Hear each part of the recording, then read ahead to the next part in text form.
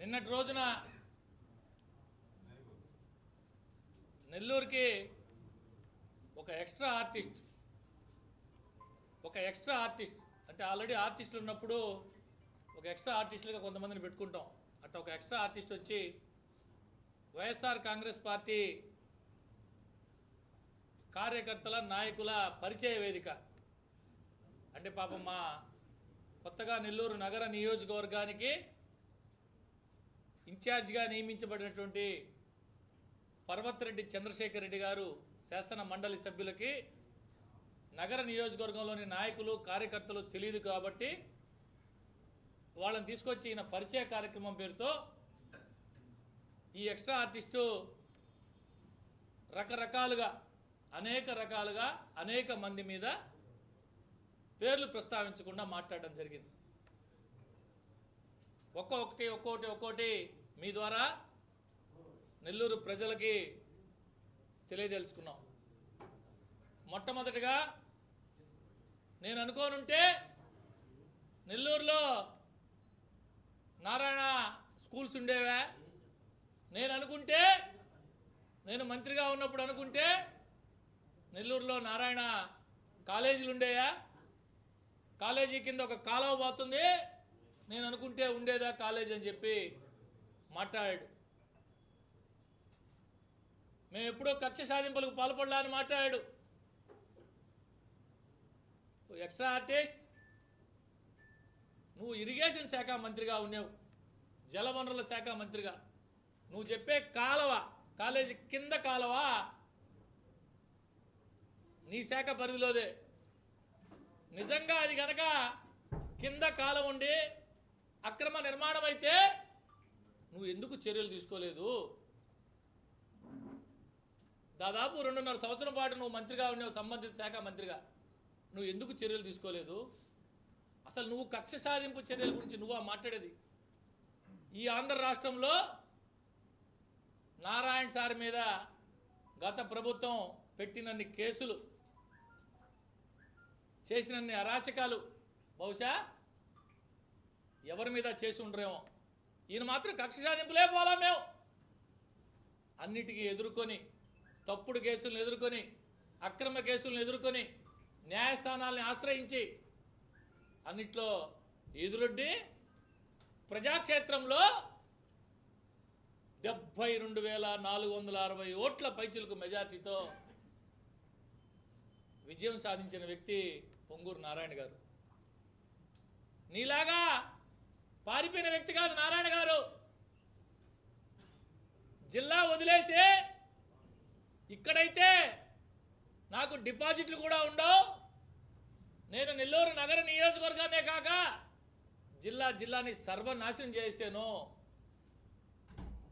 ఇక్కడ ఉంటే నాకు మనగడ కష్టం అని చెప్పి జగనన్నను పోయి బతిలాడుకొని నరసరావుపేట పార్లమెంటుకి పోయావు. అందరికీ మాత్రం నన్ను జగనన్న పార్లమెంటుకు నరసరావుపేట పంపించాడు, నన్ను జగనన్న పంపించాడని చెప్పుకొని నువ్వు అంత శక్తి సామర్థ్యాలు ఉన్నాడు అయితే నెల్లూరు నగరం నుంచే పోటీ చేయాల్సిందే. నువ్వా నారాయణ సార్ గారి నుంచి మాట్లాడేది? పోలింగ్ అయిపోయిన పక్క రోజు, బహుశా రాజకీయాల్లో అరుదుగా చూస్తూ ఉంటాం, గత అనేక సంవత్సరాలుగా నేను రాజకీయాల్లో ఉన్నా, ఈ జిల్లాలో రకరకాల పెద్ద పెద్ద రాజకీయ కుటుంబాలతో ప్రయాణం చేశా. ఎప్పుడూ లేని విధంగా ఫలితాలు రాకముందే పోలింగ్ అయిన పక్క రోజే నేను నా కుటుంబం యొక్క సొంత నిధుల నుంచే కార్యకర్తల కోసం, ఎవరైతే తెలుగుదేశం పార్టీ కోసం కష్టం చేశారో వారి సంక్షేమం కోసం మా సొంత నిధులు, మా కుటుంబం యొక్క సొంత నిధులు ప్రతి సంవత్సరం 10 కోట్ల రూపాయలు, 5 సంవత్సరాలకి 50 కోట్ల రూపాయలు నేను వెచ్చిస్తా అని చెప్పి గర్వంగా చెప్పిన నాయకుడు డాక్టర్ పొంగూరు నారాయణ గారు. నారాయణ సార్ గురించి నువ్వు మాట్లాడతావు. ఆయన 4 సంవత్సరాల తర్వాత వచ్చాడు. 4 సంవత్సరాల తర్వాత వచ్చాడా? 40 సంవత్సరాల తర్వాత వచ్చాడా? వచ్చాడు, పోటీ చేశాడు, 73,460 ఓట్లతో గెలిచాడు. గెలిచాడా లేదా? నెల్లూరు నగర నియోజకవర్గ చరిత్రలో ఎప్పుడూ లేని విధంగా జిల్లా చరిత్రలో బై ఎలక్షన్లో కాదు, సార్వత్రిక ఎన్నికల్లో ఎప్పుడూ లేనంత మెజారిటీ నారాయణ సార్ గారు ప్రజలు పట్టం కట్టారు. ఆయన గురించే నువ్వు మాట్లాడేది. రాబో రోజుల్లో నేనేందో చూపిస్తా. పేరెత్తకుండా వేమిరెడ్డి గారి గురించి కూడా ఒక మాట ఆడకపోయి ఆయన నా వల్ల ఏదో ఈయన వల్ల పాపం గెలిచేశారంట వేమిరెడ్డి గారు, వారి సతీమణి ప్రశాంత్ రెడ్డి గారు. కనీసం వారి పేరు ఉచ్చరించే అర్హత ఉందా నీకు అని అడుగుతున్నా. వారి పేరు ఉచ్చరించే అర్హత ఉందా నీకు అంటున్నా. నువ్వు కూడా వాళ్ళ గురించి మాట్లాడితే వినేదానికే చాలా అసహ్యంగా ఉందని చెప్పి ఈ సందర్భంగా తెలియజేస్తాం. వేమిరెడ్డి గారు ఎక్కడెక్కడో సంపాదించి ఆయన కష్టార్జితంతో సంపాదించుకొని అనేక రకాల సంక్షేమ కార్యక్రమాలు తను పుట్టి పెరిగిన జిల్లాకి చేయాలని రాజకీయాల్లోకి రాకముందు నుంచే విద్య, వైద్యం, త్రాగునీరు అనేక రంగాల్లో సేవ చేస్తున్న వేమిరెడ్డి ప్రభాకర్ రెడ్డి గారు ఎక్కడ? ఒక రాజకీయ నాయకుడు ఈ విధంగా చేస్తాడా? ఆశ్చర్యం. నోరు లేని మూగజీవాలు బర్రెల సంతోళ్ళ కాడ లంచం తీసుకున్నా నువ్వెక్కడ? నోరు లేని మూగజీవాలు బర్రెల సంత వాళ్ళని బెదిరించే నాకు తెలిసి ఏ రాజకీయ నాయకుడు చేయడమో. నోరు లేని మూగజీవాలు బర్రెల సంతోళ్ళ కాడ లంచం తీసుకున్న నువ్వెక్కడ? ఎక్కడో కష్టార్జితంతో సంపాదించుకొని వచ్చి జిల్లాలో తను పుట్టి పెరిగిన జిల్లాలో ప్రజలకి సేవ చేసే విద్య, వైద్యం, త్రాగునీరు ఇవే కాకుండా అనేక సామాజిక కార్యక్రమాల్లో, ఆధ్యాత్మిక కార్యక్రమాల్లో, సేవా కార్యక్రమాలు చేసే వేమిరెడ్డి గారు ఎక్కడ? నారాయణ సార్ గురించి, వేమిరెడ్డి గారి గురించి మాట్లాడే అర్హత నీకు ఎక్కడిది అని చెప్పి అడుగుతున్నా. ఇకపోతే కార్పొరేటర్ల గురించి కొంత మాట్లాడాడు. ఉప్పు అమ్ముకునేవాడిని కార్పొరేటర్ని చేశా, ఇక్కడే ఉన్నాడు మా అశోక్. పెయింట్ వేసుకునేవాడిని కార్పొరేటర్ని చేశా, హౌసింగ్లో పనిచేసేవాడిని కార్పొరేటర్ని చేశా. నువ్వు యాడ్ నుంచి వచ్చావు? కూల్ డ్రింక్ షాపులో లట్టాలు కొట్టుకుంటున్నావు నువ్వు.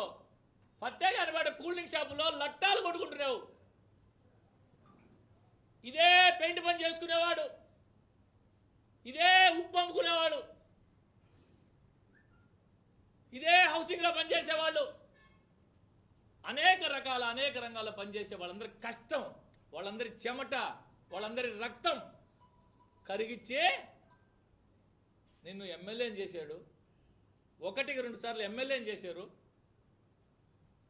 జగనన్న పుణ్యమాట మంత్రి అయ్యో. నువ్వా కార్యకర్తల గురించి మాట్లాడేది? ఇక్కడే ఉన్నాడు సోదరుడు హాజీ. చిన్నపిల్లోడప్పటి నుంచి బహుశా రాజశేఖర రెడ్డి గారు చనిపోతే అప్పట్లోనే రక్త తిలకం దిద్దిన హాజీ కార్యకర్త. నీతో తిరిగే చెంచాగాళ్ళని పంపించే హత్యాయత్నం చేయించావు. అధికారాన్ని అడ్డం పెట్టుకొని 324 కేసు కట్టించి బయటికి తీసుకొచ్చుకున్నావు. నువ్వా కక్షలు, అక్రమ కేసుల గురించి మాట్లాడేది? మాకైతే పోలీసులు కావాలా, ఆయనకైతే ఏం అవసరం లేదంట. చాలాసార్లు విన్నాం ఇది గతంలో. నేనేందో చూపిస్తా రకరకాలుగా. నేను ఈరోజు అడుగుతున్న సూటిగా, నాకు 44 ఏళ్ళేను, నేను ఇంకో 20 ఏళ్ళు ఉంటా. ఒక్కడే నీ రాజకీయ జీవితంలో ఒక్కడే చెంపదెబ్బ కొట్టేవా అని అడుగుతున్నా. నేను 60 రోజులకు సిద్ధపడున్నా, 90 రోజులకు సిద్ధపడున్నా, అవసరమైతే 6 అడుగులు సమాధికి సిద్ధపడున్నా. చెప్పేవాడెవడు చేయడు.